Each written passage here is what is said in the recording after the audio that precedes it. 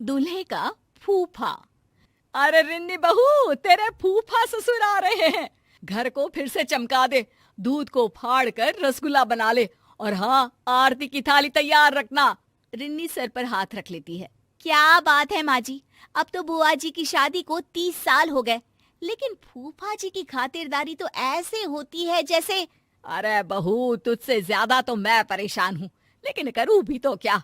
तेरे ससुर जी से उनकी माँ मरते वक्त यही मांग गई थी कि कुछ भी हो, उनके दामाद की खातिरदारी हमेशा रहनी चाहिए। तो बेटा।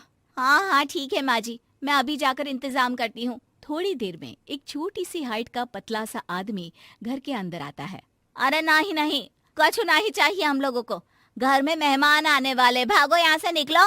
अरे क्या बदतमीजी है, घर के किसी बड़े को बुलाओ। तभी वहाँ रिन्नी बहू आ जाती है। अरे फूफा जी आप, आइए आइए, ये नौकरानी है घर की, इसे कुछ पता नहीं।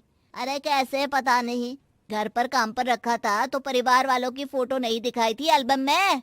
अरे ला जी, अब हम एल्बम में फोटो क्यों देखे, काम करे कि रिश्तेदारी का पावर पॉइंट बनाए, हैं? बताओ तो जरा। तभी रिन्नी की सास आ जाती है। अरे बहुत बोलती है ये, अरे चुप हो जा, जा यहाँ से। रिन्नी, आरती की थाली लिया, फूफा जी की आरती उतार ले। अब क्या, जितना उतारना था नौकरानी को आगे रखकर उतार ही दिया ना। न जाने किस घड़ी में इस घर की बेटी से ब्याह कर लिया, न माँ को सहूर था न ही भाभी को। माफ करिए जी, मैं अभी आई। किसी तरह घर के सभी सदस्य मिलकर फूफा जी को समझाते हैं, माफी मांगते हैं, और मिन्नतों के बाद। तो जीजा जी कैसे आना हुआ, बहन बता रही थी कोई खास काम है। वैसे तुम लोगों से क्या खास काम हो सकता है, खास काम तो खास लोगों से होता है, और तुम लोग ठहरे आम इंसान। रिन्नी पति की तरफ देखती है। पति उसे शांत रहने को कहता है। अब वैसे फूफा जी, मैंने बेटे की शादी तय कर दी है, शादी की तैयारी रखिएगा। अच्छा, क्या तैयारी करनी है? देखो पैसे वैसे चाहिए तो अभी बता दो, वैसे भी ससुराल इतना फक्कड़ रहा है कि बस पूछो मत। रिन्नी को आ जाता है गुस्सा। इज्जत जो आपको महाराज की तरह दे, वो ससुराल फक्कड़ कहाँ फूफा जी, और पैसे की जरूरत नहीं है, बस आप और बुआ जी आ जाइए, यही सम्मान होगा। आ जाएंगे, लेकिन कौन है लड़की वाले? और हाँ, मेरे जैसे ससुराल में शादी तो नहीं कर दी। अरे जीवन भर बीवी को तौर तरीके ही सिखाते रह गए। देख लो, लड़की के बाप से बात कर लो, क्या क्या दे रहे हैं। कहीं ऐसा ना हो हम लोगों की तरह तुम लोगों को भी कुछ ना मिले सिवाय लड़की के। सभी को फूफा की बात पर गुस्सा आता है, लेकिन करते भी तो क्या, मरी माँ की आखिरी ख्वाहिश को मानकर शांत रहते हैं। उनके जाने के बाद मैंने जीवन में ऐसा आदमी नहीं देखा, कुछ नहीं होता था इन लोगों के पास। बाबूजी ने बिजनेस शुरू करवाया, पैसे देकर घर खरीदवाया, बिजनेस का गुण सिखाया, और आज अपने ससुराल को भला बुरा बोल रहा है। पर माँ, बुआ कुछ क्यों नहीं कहती? उन्हें तो स्टैंड लेना चाहिए ना अपने मायके के लिए। अरे क्या करे वो बेचारी, जब से शादी हुई है उसकी तो किसी ने सुनी ही नहीं, बस घर का काम और पति की हाँ पर हाँ। कभी माँ बाप ने सिखाया ही नहीं कि अपने हक के लिए खड़े हो।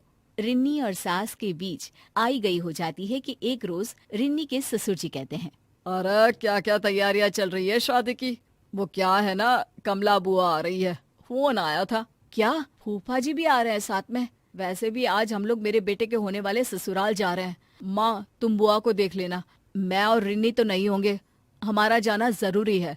अरे क्या पता बेटा, लेकिन अगर वो साथ आए तेरी बुआ के तो घर पर तो बवाल मचा देंगे। बेटा करता भी तो क्या, नहीं गया अपने बेटे के ससुराल, और माता पिता के साथ बैठकर बुआ और फूफा जी का इंतजार कर रहा था कि तभी बुआ आती है। अरे वाह मेरी बहना, बड़े दिन बाद आई। हाँ हाँ कमला दीदी, आपके पतिदेव तो आए थे, आप भी साथ आ जाती। क्या हो गया, दोनों साथ घूमते नहीं है क्या? भाभी, वो आपने अपने पोते की शादी तय कर दी है ना, तो उसके लिए ही भेजे थे ये हमको। पर बुआ जी, हम लोगों को तो किसी भी चीज की जरूरत नहीं है, बेटे की शादी है, हाँ आप लोगों का आशीर्वाद चाहिए बस। भाभी की बात सुनकर बुआ की आंख में आंसू आ जाते हैं। अरे दीदी, मायके आई हैं, खुश होइए। बिटिया मायके आकर फ्री होती है, और आप हैं कि मन में भार ली हुई है। क्या हो गया बताइए?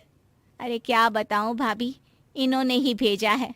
बोला है आप लोगों को साफ साफ बोल दूं कि शादी में ससुराल की तरफ से इनको सोने की चेन और 5,000 रुपये का चढ़ावा लड़की वालों से बोल कर दिलवा दे, नहीं तो ये शादी में नहीं आएंगे।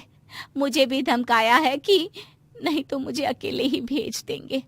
और ये क्या बात होती है बेटा, हम लोगों ने तो किसी भी तरह के लेन देन के लिए मना कर दिया है। लड़की अच्छी है और उनकी माता पिता इतने सक्षम नहीं है। मैंने कुछ पैसे जमा किए हैं, वही आप लड़की वालों को बोलकर इन्हें दिलवा दीजिए ना। बाकी सोने की चेन का इंतजाम तो कर लूंगी मैं। अरे वो तो है मेरे पास, वही दे देंगे। रिन्नी बहू, जाकर सुनार के यहाँ से पॉलिश करवा लेना या तुड़वा कर नई ले लेना। बुआ के चेहरे पर मुस्कान आ जाती है। मैं आज भी आप लोगों पर बोझ बनी हूं ना भाभी। अरे कैसी बात कर रही हो, माँ पापा नहीं है तो क्या हुआ, तेरा भाई और भतीजा तो है ना। जीजा जी को बोलना सब कुछ मिलेगा, परेशान ना हो बस। शादी वाले दिन लड़की के पिता कहते हैं, ये लीजिए भाई साहब, ये पैसे और सोने की चेन। वैसे आप लोगों की औकात क्या इतना ही देने की है? और क्या क्या दे रहे हैं आप लोग दहेज में? या आपकी शादी भी ऐसे ही हो रही है जैसे मेरी हुई थी, फक्कड़? नहीं नहीं भाई साहब, हम लोगों को बिल्कुल लालची लोग नहीं मिले। बहुत ही समझदार हैं ये लोग, लड़की को ही दहेज मानते हैं। लेन देन के नाम पर भी सिर्फ यही लिया है जो आपके हाथ में है। हम तो खुश नसीब है कि हम लोगों को कोई मांगने वाला नहीं, ससुराल के कंधे पर रहने वाला दामाद नहीं, बल्कि अपने बल पर अपनी बीवी को संभाल लेने वाला दामाद मिला है।